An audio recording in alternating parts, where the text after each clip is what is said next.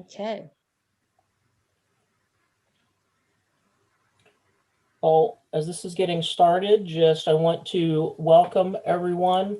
Thanks for being on this evening, taking a little time out of your Thursday evening to join for a pretty important topic here. What's more important than protecting our kids, and learning how to put that into practice is just something that's really important. I am Lisa Placzek, your district administrator. Happy to be with you all tonight. And we're going to get things rolling here with a welcome and a few comments from our district vice governor, Linda Henningsen. Would you say a few words, please?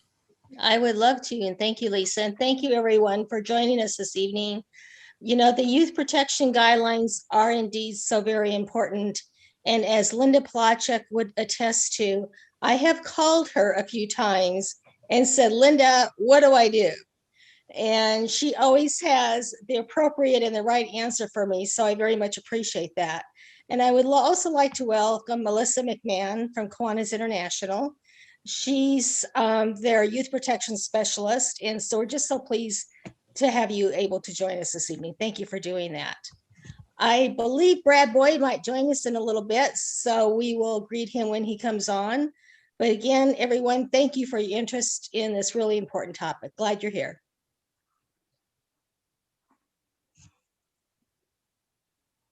Linda Placzek, would you like to start things off and or introduce our special guest this evening? Unmute yourself though first.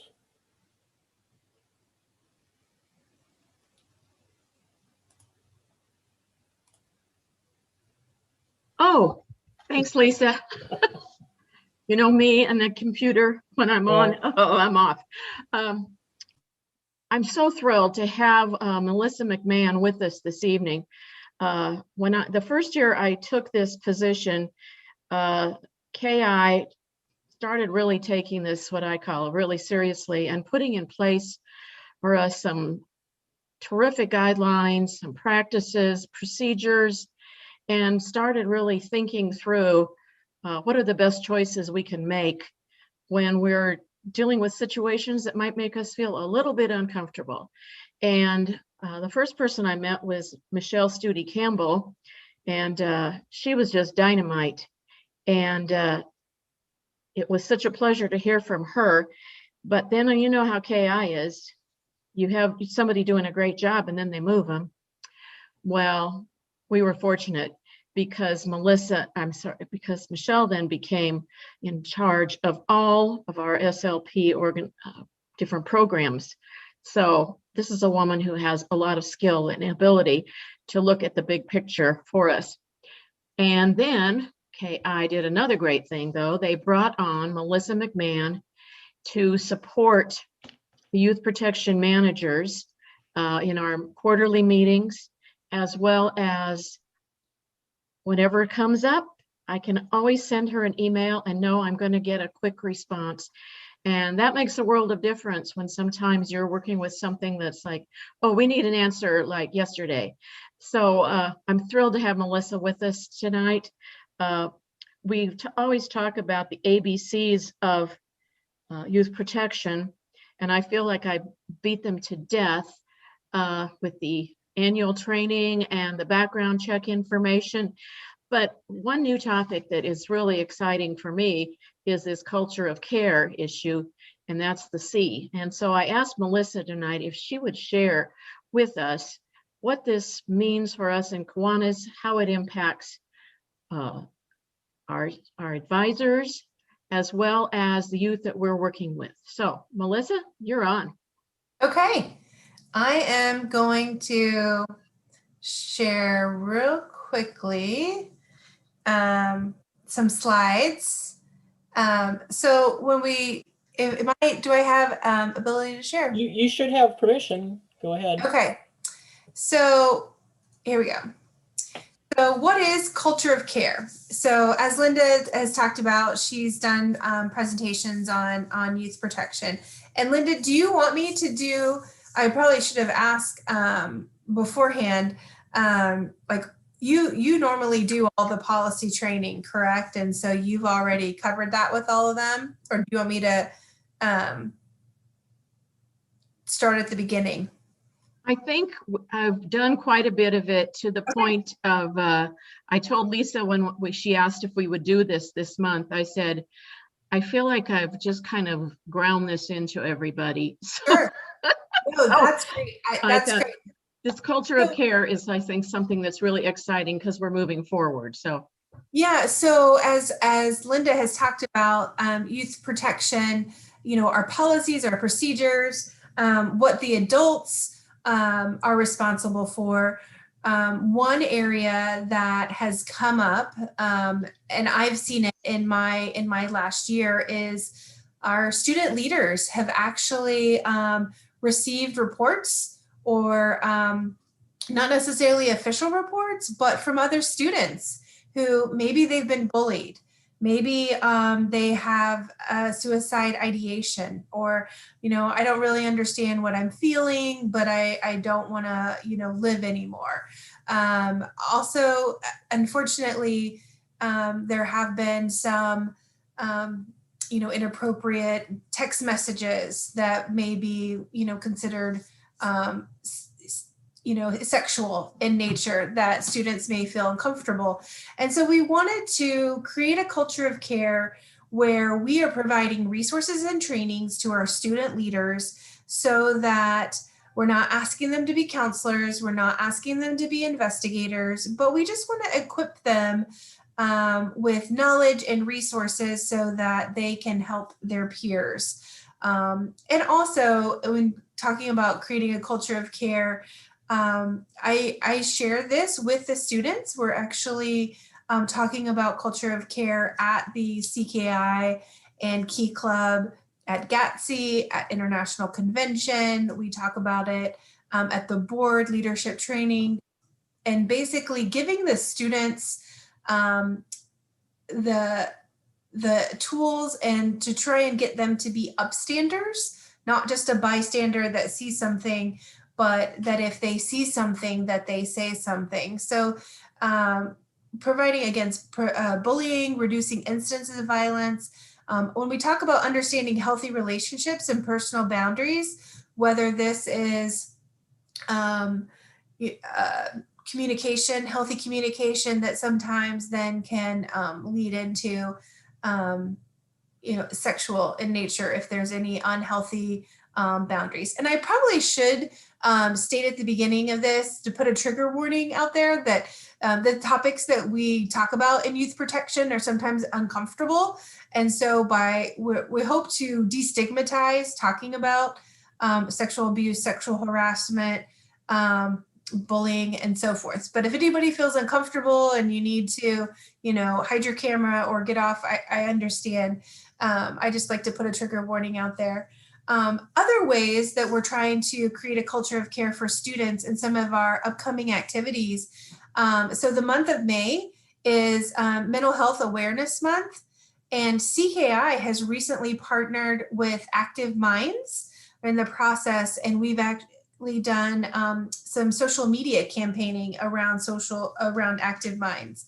They are actually on campuses around the US, and they have different charters where different services, different types of, again, education and destigma, talking about mental health awareness.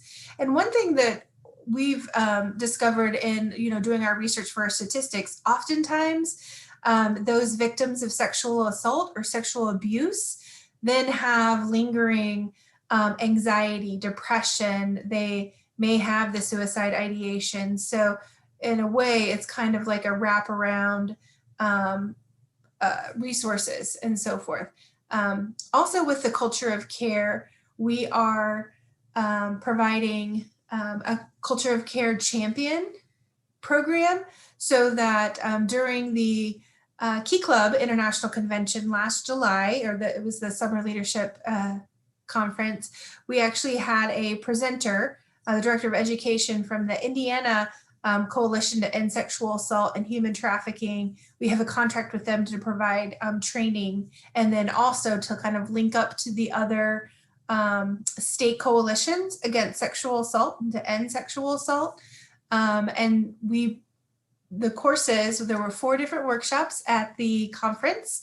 And then if the Key Club students took the 4 courses, then they got a kind of a train the trainer guide so that they could take that information back into their Key Clubs and have those conversations about healthy boundaries. Or maybe the way that the curriculum was set up is it's kind of a meeting toolkit. So we have some different meeting toolkits to help facilitate conversations about safety.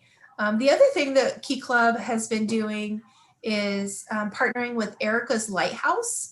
So Erica's Lighthouse is a depression education nonprofit. They're out of Illinois, and we are working with them on a positively pledge that's coming up for depression education. And we actually heard about it from an Illinois Key Club, that they actually did a fundraiser for Erica's Lighthouse, and they're the one that recommended it. And there's actually a portal of resources for not only students that they can access, but also for parents.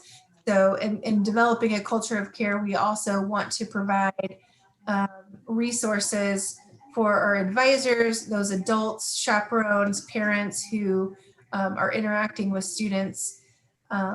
And then also, I would say that we're moving into, with the Culture of Care Champion program, we have Key Club, and we're moving into CKI, and we're doing workshops this summer that they can be certified, as well as doing some Builders Club, some bullying prevention.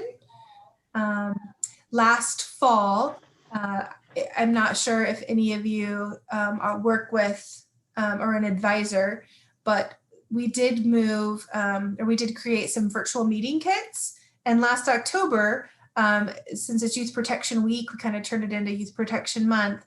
And we did some recorded videos for virtual meeting kits for youth in elementary. We actually had some of our Key Club International youth do a Q&A with our contractor, Burton, and talk about bullying and what does that look like when they were in elementary, if they were K kids, or in middle school as builders. And so we're just going to continue to build out those different resources. And we're really listening to our student leaders and what they want and what they bring to us. I will also say, I was going to say real quick, we do have, so we have our Culture of Care, but also our Youth Protection Helpline. So we have a Youth Protection Helpline, and this is another component that if students need to report, they don't feel comfortable maybe going to their advisor or their district administrator, and because they want to be anonymous, they can call this 866 number if they hear of some abuse, maybe a peer reported, or them, if something happened to themselves. And then it will be routed to our youth protection team. It's actually staffed by Presidium, and Presidium are trained professionals. And if it is a crisis, they'll involve law enforcement or get law enforcement involved, or refer them to maybe a suicide hotline or another type of hotline. So this is something that we've been sharing on our social media channels for Key Club and for CKI on the 9th. So the 9th of every month, we kind of do a push on our social medias about this, just to make sure that it's present and that students know. So I'm gonna stop sharing and ask if there are any questions, because I could keep talking, but I wanted to. I do have a question, if I may, Melissa. Yeah. So material that KI is putting together, I know as I've seen in some schools, like posters, anti-bullying posters and be kind posters and things like that. Is KI going to be putting anything like that together that maybe we could put in the schools or offer if they would could go in the schools?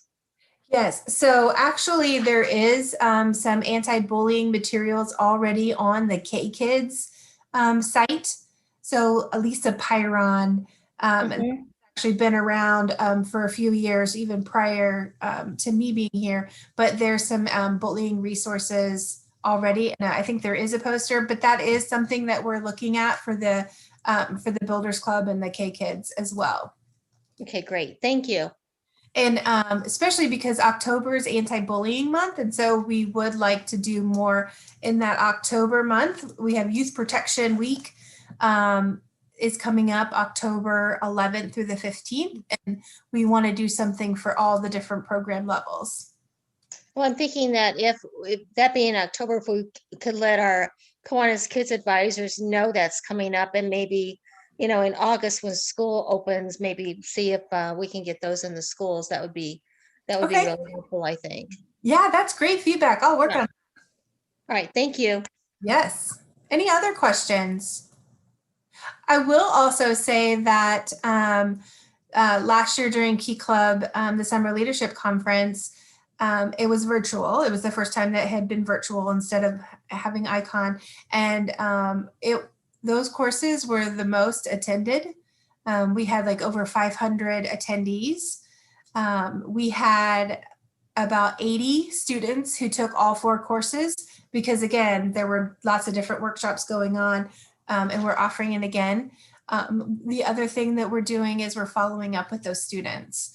I met with some of the students in January to get their feedback on what were some of the things that they, felt comfortable about the workshops, what was something that they wanted to learn more about. And the feedback that I got was, again, that healthy boundaries when it comes to having appropriate and healthy boundaries from peer-to-peer reaction. That speaks to, I think, the need of our young people, that maybe they aren't getting this kind of training or information from other sources, but that if we can provide that to them, I think that is so valuable. And the fact that they are asking for it. And I think the healthy boundaries is not only me and you sitting across the table, but it also involves all the social media that our young people are hooked on, because we know they're all got their phones and we're as guilty as well. But for them, developing that sense of what's appropriate, what's not, and if it's not, what should I do, to give them a game plan as well. Mm-hmm. Absolutely. And I'm working to secure a speaker for the Education Leadership Conference in Salt Lake City from the National Missing and Exploited Children, the National Council.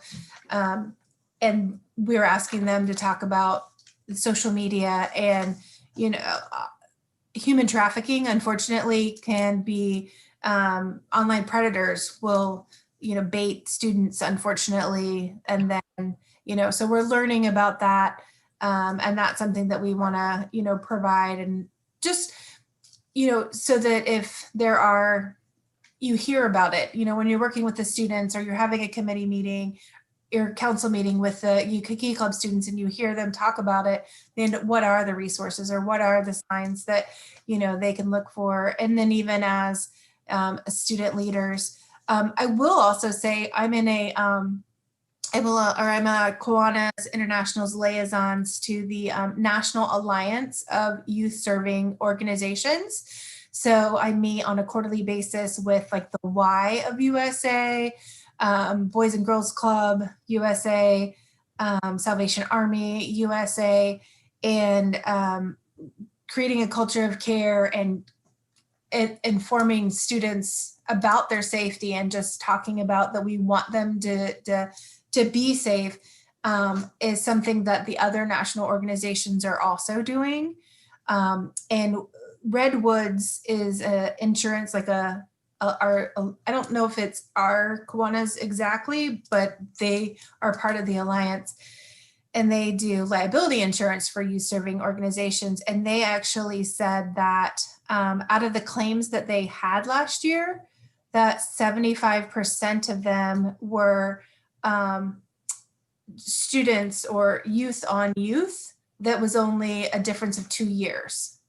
So it wasn't a high school student abusing an elementary student. It was someone within a 2-year kind of started out bullying, and then there may have been then non-consent, some kind of abuse or some kind of bullying and kind of a sexual nature. But they were talking about their claims and how that is a different trend, going from just being 2 years difference versus a difference in that, a bigger gap in age. Mhm. So that was an interesting statistics that I found. Any other questions? And one thing I would say, like an action step for you is we have our website, our Kiwanis, Kiwanis.org/youth protection. And I can go to that. We actually have a culture of care, like a button. Here, I'll share this real quick.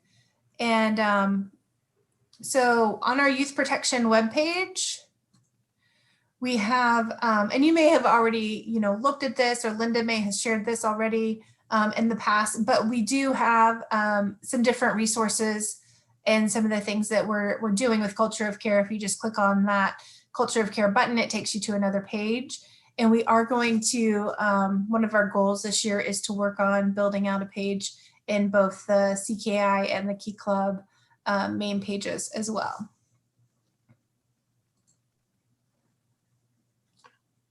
Thank you, Melissa. I have a question for you, Melissa, if you don't Sure. mind. Oh, sure. So I'm a Key Club advisor in the middle of Iowa, and we've been pretty lucky. Our Key Club has remained meeting and stuff. I know that there are a lot of clubs that have are going to be coming back this fall without having elected leaders and would have lost a little bit of ground. One thing I worry about is us overwhelming some of our young people, and we want to make sure that just as we give them good guidance and what to avoid, but we also give them positive messages that help uplift them. But I do have a feeling that this fall, when people come back to work, one of the things that or come back to school, I think that one of the things that happens is we become trusted friends of theirs as their advisors. They know that they can come to us with things. And I know there's been a lot of stuff with the pandemic. There's a lot of depression out there. There's a lot of been away from friends a long time. And do you have any guidance that you can give advisors as to how to handle that return from this once in a lifetime pandemic? Absolutely. I would say that that we can work on some different resources to send out to you. And also that we know that you're not, we're not asking you to be skilled counselors, but finding the places that students can go to. And as far as different hotlines or helplines, but that would definitely be something that we're continuing to work on, virtual meeting kits that can then also be used during Key Club meetings or CKI meetings. And that might be something that we could put together for you and do some research on that. Yep. And then just one other comment. I just wanted to say, I really do feel like the materials on the Kiwanis website are very worthwhile, and it's all in one place. And I've been suggesting as Lieutenant Governor for our area that if people want to get up to speed on what youth protection is, that's a great place to go. So okay, thank you. You guys for great work on putting that all together. Oh, thank you very much. We appreciate that feedback. But no, I think we're going to be doing more. So one of the things I'll actually email you, the Erica's Lighthouse. You can set up your own portal. Or, I'm sorry, they have a portal of resources, And that's something that we're going to continue. I think we just officially signed an MOU with them, but they are in the know about depression education. And so they have videos, and it might be something that, the students can sign up, or you could sign up and have an account with them and share some of their materials that they already have developed, because I know they were doing some work around depression education and social anxiety. And is that no cost to the student? No cost to the student. Yeah. That's awesome. That's fantastic. Yeah. Those are kind of the resources, especially in rural places where we should be taking advantage of that. Yes. Yeah. I'll send you the, actually, I have the website, and I can just. You could just throw it in the chat too. If Yeah. Yep. Put it in the chat, or if there's something that I can help get out afterward, we can certainly make that work. Yeah. So it says Teen Club and awareness and action, but there's actually, I think that Laura, and once we have someone replacing Greg, I think it'll be more formalized, and they'll do more social media posts about it. But this is a great place to start, the Erica's Lighthouse. And they have the teen empowerment and the different tools, and they have white papers, but then also it's for teens, a resource portal. And they actually have like videos that students can watch that are educational. So that might be something that, you might share with the students at a meeting or something. Yep, I would agree. That sounds like good materials there. And, I think the biggest thing that we can do for kids in situations is let them know that they're not alone, that they're not the only one feeling this way. And sometimes teen brains work a lot different than we as adults remember that it was like. And so there's different ways. Certainly their peers and messages from people who are their own age carry a lot of weight with them. Oh, absolutely. This is George from Council Bluffs, Iowa, and I just met with our key leader at local high school, and I'm glad I'm getting this information because she and I are going to meet in August to start next year's. But I just gave a small gift to the seniors that were leaving from that high school. Oh, that's awesome. It's kind of the last few years we've been doing that, and I think the kids are looking forward to something from the organization that sponsors them. Oh yeah, no, they definitely appreciate that. I belong to the Fishers, Indiana, Fishers Geist Kiwanis Club, and we're doing like the chords that the students can take, and plus the pins. Yes. Also, I know here in Omaha, we have our schools that do a 6th grade celebration. Aww. And so we have been presenting little certificates to our kids who are leaving sixth grade, saying that they have recognizing them for being a K-Kids member. And so that just enhances, it's a recruiting tool as far as I'm concerned, but it enhances the effect we have. And it's amazing how many young people will ask, is there a club like this at my middle school? Aww. And that's another good affirmation. And unfortunately, I can't say yes, but to know that they are touched by what we do and really start to get invested in the idea of service and working with the team as well. So that's great. Yes. And I went ahead and I put in just real quick I keep talking about CKI and Key Club. So in the chat, I put in a builders club, virtual meeting kits, but they also might be resources and materials that you talk about. But there is a mental health awareness and an anti-bullying one for Builders Club. And then here is the one that we did for K-Kids. So you might look through there if you are an advisor, or you want to send that on to the advisors if they're not aware of it, that there is an anti-bullying culture of care meeting toolkit. And it was basically different talks, and then we had a conversation with 2 of the Key Club international leaders. So that might be interesting, to play because they were international, like talking about Key Club, that kind of thing. So, okay, I could talk and talk, so I will go ahead and say thank you so much for having me. I really appreciate it. Thank you for all of your work that you do for Kiwanis and protecting youth and helping all the kids of the world, and especially in your communities, and being such good mentors. It's wonderful, and Kiwanis is such an awesome thing to be a part of. So I will say good night. Thank you. Thank you. Thank you so much, Melissa. Take care. Bye. Okay. Linda, do you have something else for us this evening though? I think we've got some more things to talk about, don't we? Oh, we sure do. In putting this together, all you participants, I believe in getting you all involved as well. There's no just sitting back. And so I put together some scenarios of situations that we come across in our Kiwanis work. And so in these scenarios, after they're presented, each one is, we'll have time to talk about it. Not me, but you, because the question is always there, what would you do? So thank you, Lisa, for getting this up for us. Are we ready to start the first one? Let's go. Okay. Scenario 1. Casey is a 20-year-old former Key Club governor and is now a Kiwanis Club member. He wants to chaperone the upcoming Decon weekend event. Casey turns 21 on the last day of Decon. Can Casey chaperone the event? What do you do? Anyone? Unmute yourself and we can chat. You bet. Linda, I've this is read the why answers I was already, so called- I'm not going to speak. I'll let somebody else say.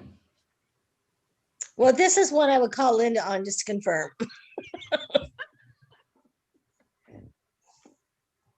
And you don't have. I don't know about policies. I would not mind him being one of the chaperones, but I'd probably want someone older as well to work with him. Okay. Anyone else want to weigh in on this one? So I believe the answer that I saw from reading this or seeing this before was that because they're not 21 at the beginning of the event, they do not qualify to be a chaperone. But there are always lots of great resources within your district who are trained and can help you if you need a last minute chaperone. The other thing is do your planning early for events and have people ready 4 weeks out. I think that's what I remember reading. You're right on target, Randy. The KI policy said you cannot be a chaperone unless you are 21.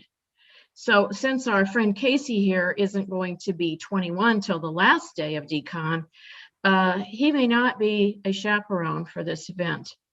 And I just want to say, when I first got into this position and we were doing our summer workshop type of things, one of the questions that was asked to us was about chaperoning, and it became very obvious from those of us from all over the Kiwanis world that everybody seemed to have a different meaning and definition for chaperoning. So KI strengthened their policy statement to say must be 21.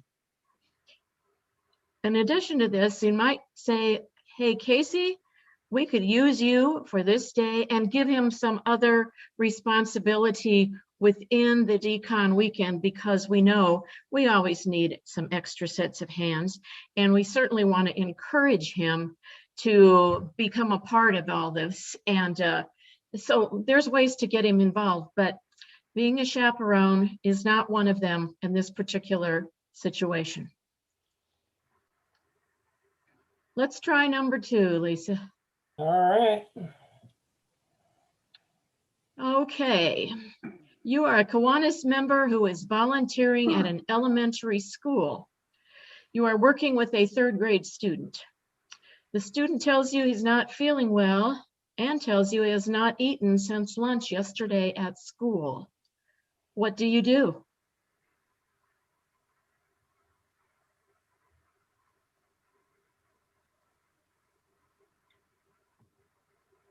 Anyone? Anyone?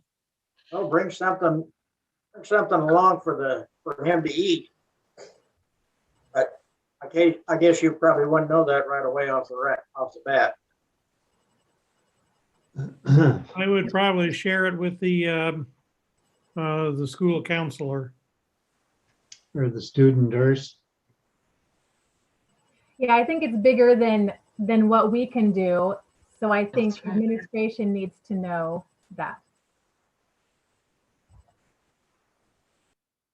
You're all on target with what you're saying in terms of getting this information that the student has shared with you to a staff member. You mentioned counselors, could be a principal, could be the teacher in the classroom themselves.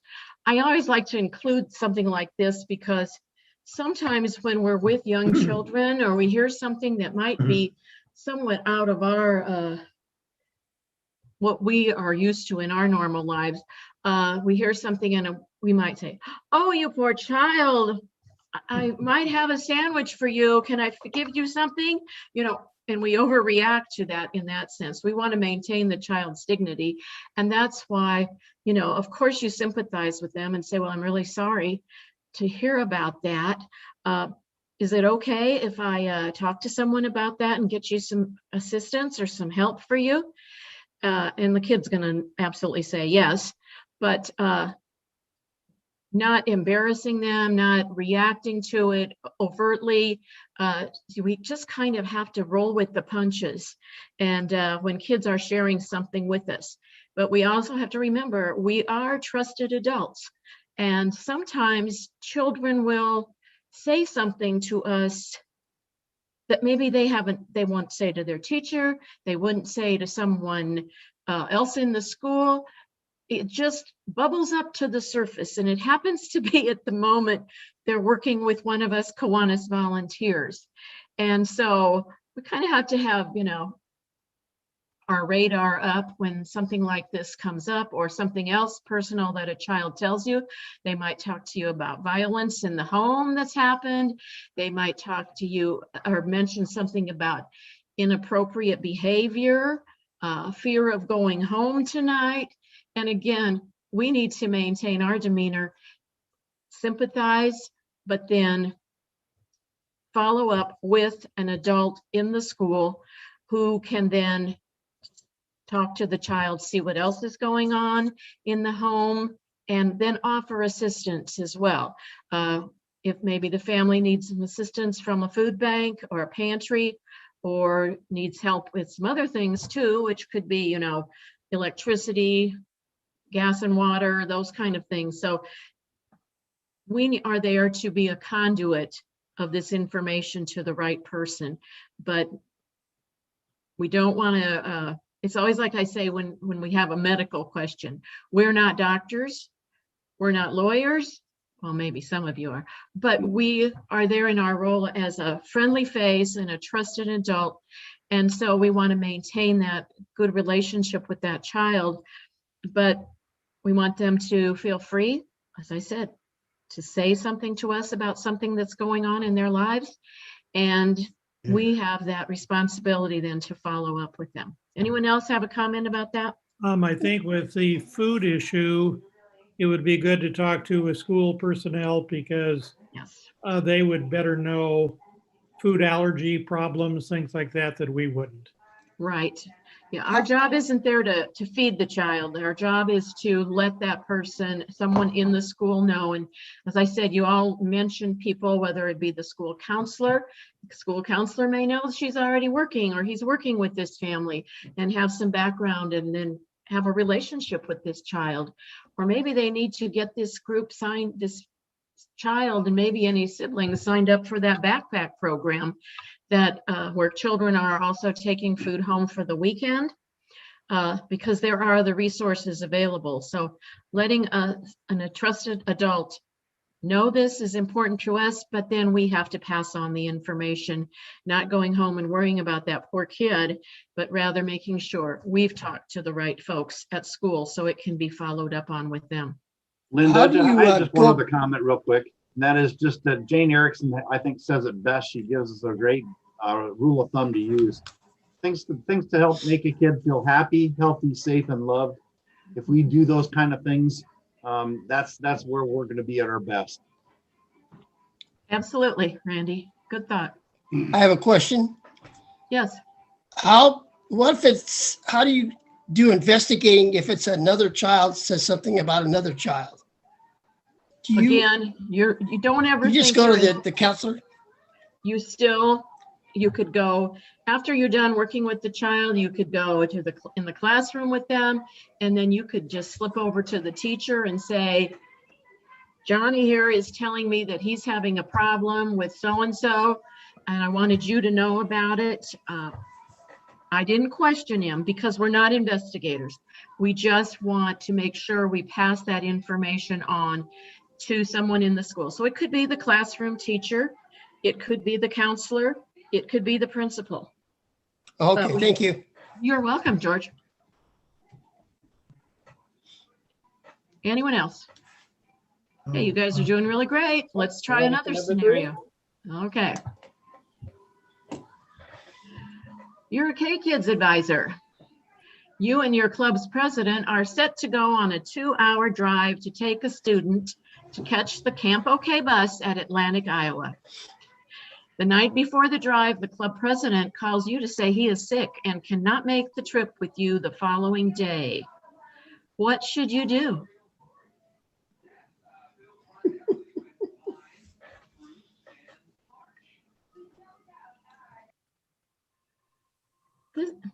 I've had this happen before to me on a different, I'm sure. different level. These are real things, yes.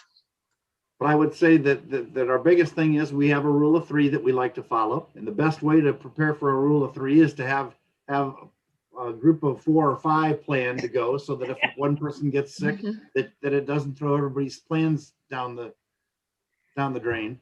And so a lot of it is if you prepare for things that you can foresee happening, and sometimes it has to happen once for you to understand it, and then to prepare a little bit next time, so that you're ready for any situation. You have a plan B ready to go. Excellent. I'm glad you mentioned the rule of 3. Anyone else need some updating on the rule of 3? Well, that's great. I'm going to give you all a test then. Just kidding. I put this in here. This is one that KI talks about a lot, the rule of 3 in regard to transportation. We don't want to put ourselves in a position where it's a one-on-one with the youngster, whether it's in the car, or I always say whether it's in a tutoring situation, or whether it's reading with the child or the child's reading to you. We want to be visible. If we're in the school building, we want to be visible to others in a public place, so that we're not alone. That's why I also tell folks in my division, when I train, I say, when you're in the school volunteering, the first thing you find out after you get checked in and where you're going is find out where the adult restrooms are. Never put yourself in the position of using a student restroom. Good point. So, Linda, yes. We've talked about like 2 Kiwanians taking Mhm. a student somewhere. What Right. about if we have 2 students and 1 Kiwanian? Does that rule of 3 apply in the same way? Yes, it does. Yes, it does, Linda, and I'm glad you Thank- brought that up, because we're still following the rule of 3. Ideally, you want another adult with you. So as Randy said, getting things lined up ahead of time, so you've got another person who can ride along with you.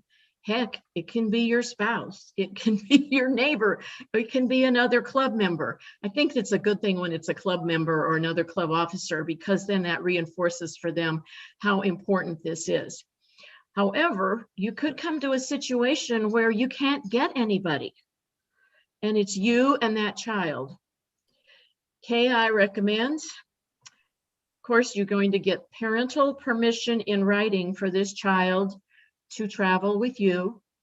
They're going to sit in the back seat.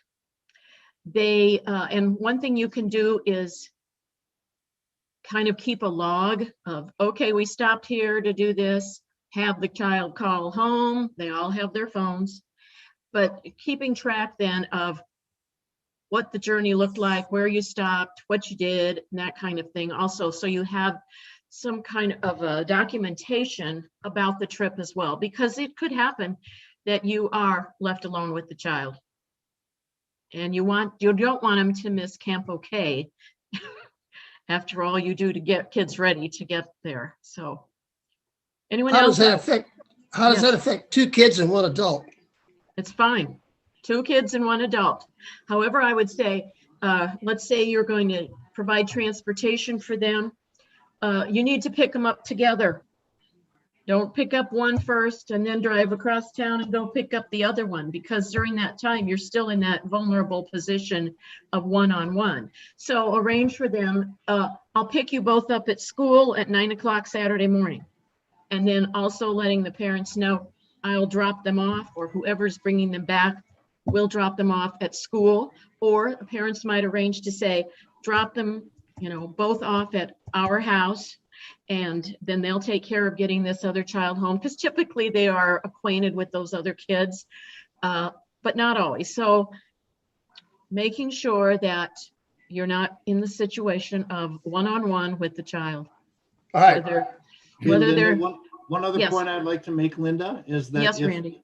anytime we transport youth, we probably should have the parental sign off on that, correct? Absolutely. Yeah, Absolutely. so I mean, I do it all the time if I'm Yes. ever transporting, and I try not to transport. I want to be the last option that way. I'll do it if Excellent. I have to, but I would much rather that they went with another friend that was driving age, if it's Key Club or Mhm. Circle K, or they Right. follow me. I might drive someplace. If they don't know where they're going, they could follow me. We could go in Sure. tandem. Or the other thing that, that I've found that works well is to have the parents take them there. So the Yes. parents get to know where they're going and what they're doing, and can see themselves in those situations. Absolutely. That's always the first choice.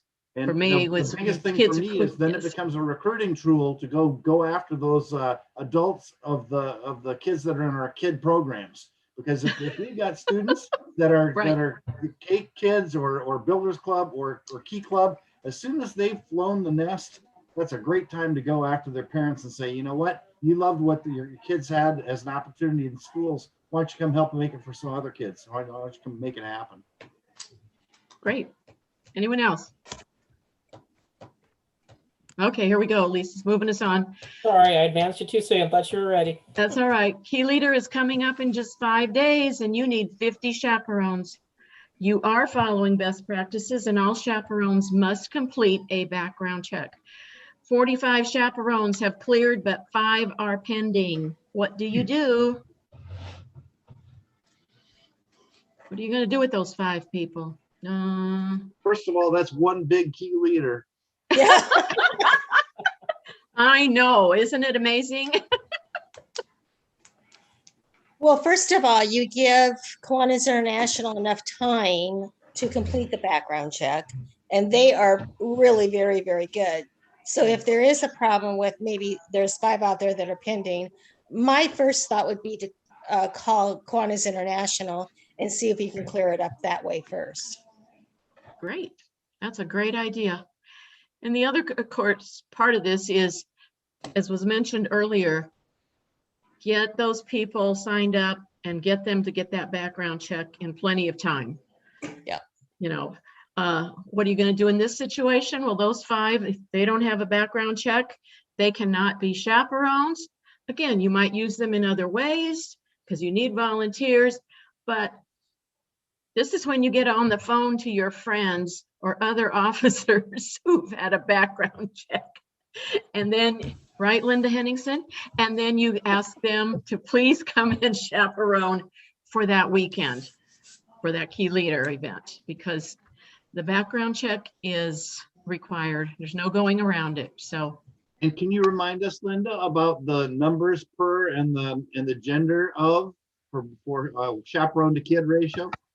it's, Well, it Go ahead, depends on, it's generally, it depends on the makeup of the rooms, the sleeping rooms, but it's generally like 2 adults per 10 to 12 students. And of course, the boys and the girls are separated. But I would just like to say to avoid this problem altogether, anybody who, if you know you are working with kids, just make sure you have that background check. So you're covered for not only like a key leader, but other functions that, you do as Kiwanis also. I mean, really, it's just for the cost, and most clubs pay for it. It's just nice to have it, just done. How long does a background check last? 2 years. 2 years. 2 years. 2 years. Yes. And it costs $25. And so I always tell people, when you are required to get this background check or you need it, ask your club to reimburse you, because you're representing your club in an activity like this, and they should be most willing to write that check. And the For great you. thing is, George, once you're in the first time, they remind you when you're due for your next one. That was my Yes. next question. Are we reminded? Okay. Yes. Yes, you are. You certainly are. Yes, you get a reminder from KI Youth Protection, Melissa's office, saying, this is what's happening. And they've told me that it's 29 days before it expired that you get your notice. So, And it's so easy. And Oh. if KI doesn't remind you, our district administrator will, trust me. And that's what I Yes. was gonna mention too, is Mhm. club secretaries on their dashboard have the ability to see which members have clear background checks and which ones might be expiring. Because even though KI does send out those notifications, sometimes those end up in spam, end up in junk mail. I've heard from several people that do not get them. So always check those folders. And if you're not sure of something, check with your club secretary. They can check with it. Give me a holler. I'll check. We'll get that figured out. Thank you. Thanks, Lisa. We have another one? I Yes, think we that- do. Oh, here we go. We had to get some social media in here. So here's Pat. He's a new college grad, and he's a former Key Club member and leader. He's now a member of a Kiwanis club and will be a Key Club advisor. He's very into communications and marketing as a professional and enthusiastic about his role as Key Club advisor. Pat friends the faculty and students in the club on Facebook, posts photos of the first club meeting on Facebook and Instagram, and even creates a new Key Club Snapchat filter. What do you do? Is this all okay?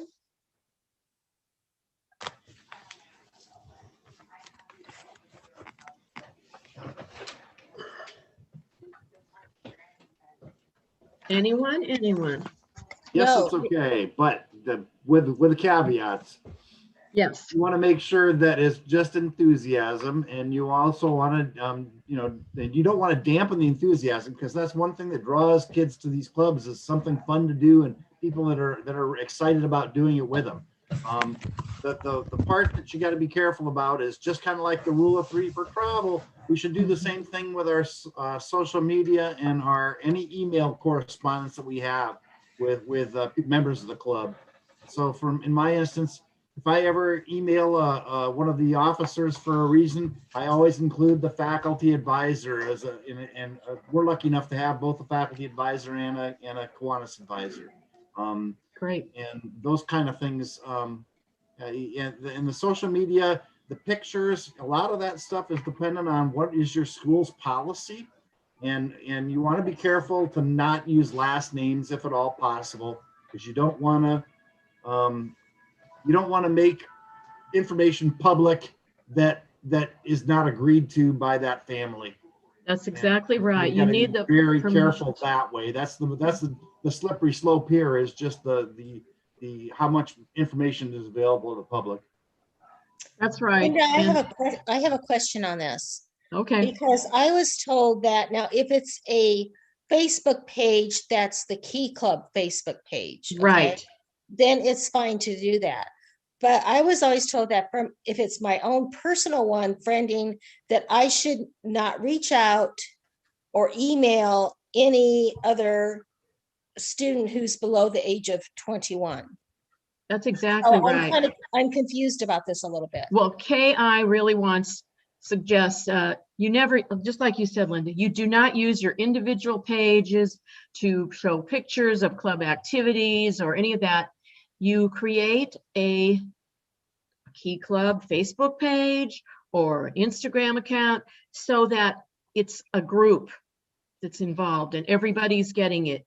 When you get into a personal kind of situation of just posting this child's picture or some activity on your own page to share with your friends, that's a no-no. Another thing is, as Randy said, what is the school policy in terms of permission from parents? I know every school district I know has some type of policy and waiver that parents need to sign off on if it's not okay or if it is okay for the child to be included or the student to be included, whether it's photographically or whether it would be some social media. So following what's already in place. And then again, I think the kids would be so excited to have their own Key Club Facebook page or Snapchat or Instagram kind of thing. But again, keep it public. And as you said, do not post it on your own. That gets you into some serious difficulties and questions can come up rapidly. And unfortunately, we too often hear about the person who is an abuser or someone who wants to become, unfortunately, is baiting a youngster, and they use social media to do it. So just be smart. You make it a group page, make it a group activity, and keep it off your personal page. And Randy, that was a good thought about if you have to contact the officers of your club to CC it to the school advisor as well. That's a great way to cover it as well. I Thank think you. that's all I have, Lisa. I wanted to say that these are real scenarios that come up with working with children and youth. The policy is there. It gives us lots of guidance to come up with the right solution. And we want to be problem solvers, not after something happens, but we want to be problem solvers ahead of time. So I feel that my job as youth protection manager is to assist you when you have a situation, something's coming up, you have questions about it, give me a call, give me an email, and I will work with you to work through whatever the situation might be. I hope all of you who participated tonight your clubs have had your annual training by a member of your club on the policies, because that's an annual requirement that each club provides training annually for its members. And any other questions someone might have for me about this? So I just had a really quick one for you.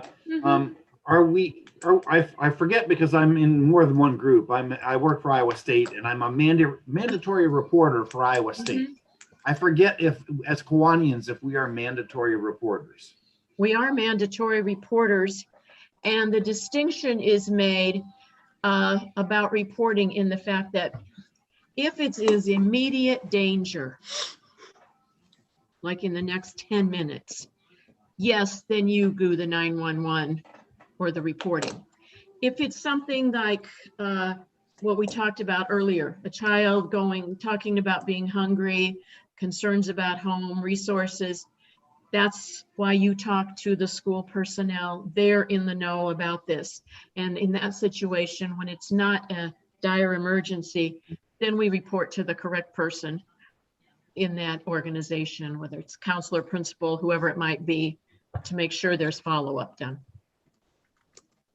Thank you so much for all your great answers, Linda. It's great to have you as a resource. Thank you. This was Thank you. great. And thank you for all your help, everyone, and all your questions and comments. Appreciated it as well. Great discussion, great scenarios. Thank you very much. Governor Kurt Rice was able to join us. He had another activity earlier, but I see he is on now. So Kurt, any wrap-up comments from you? No, I just appreciate everybody taking their time because, kids need Kiwanis. Kiwanis is kids. If we can't keep them safe, then, nobody can. That's what we're here for. We need to make sure all of our activities are safe for the kids and safe for us. You need to watch your backside and make sure that we're doing the right thing so that there's no issues. And I just appreciate everybody taking your time tonight to sit with Linda and learn about youth protection. So. Thank you. Okay. Thank you very much. All right, I'm going to end our YouTube. If folks want to stay around and have some more questions